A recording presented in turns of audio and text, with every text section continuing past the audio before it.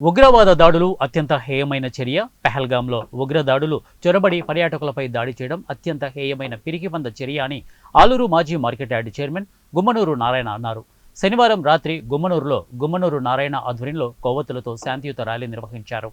ఈ సందర్భంగా ఆలూరు మాజీ market yard chairman Gummanuru Narayana మాట్లాడుతూ పర్యాటకులపై దాడిని తీవ్రంగా ఖండిస్తున్నామని, ఉగ్రవాద దాడులకు ప్రతిఘటించి ఉగ్రవాదాన్ని కూకటి వేళ్లతో పెకలించాలని ప్రధానమంత్రి నరేంద్ర మోడీని ఆయన కోరారు.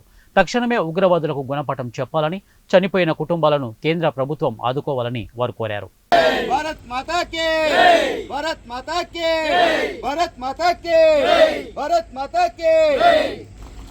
మొన్న జరిగిన ప్రపంచ దేశాలే ఉలిక్కిపడే విధంగా కాశ్మీర్లో ఉగ్రవాదుల మహా ఘోరమైన హింసకు పాల్పడి సామాన్యులైనటువంటి టూరిస్టుల పైన ఎన్కౌంటర్లు జరిపి కులాన్ని మతాన్ని అడుగుతూ చిచ్చు పెట్టే విధంగా భారతదేశంలో చొరబడి ఆ రోజు ఈ క్రూరమైన హింసకు కారకులైన వ్యక్తులని, అలాంటి వ్యక్తులని హింసించి చంపాలని నరేంద్ర మోడీ గారికి, అదేవిధంగా మన అమిత్ షా గారికి ప్రతి ఒక్కరిని కోరుకుంటున్నా.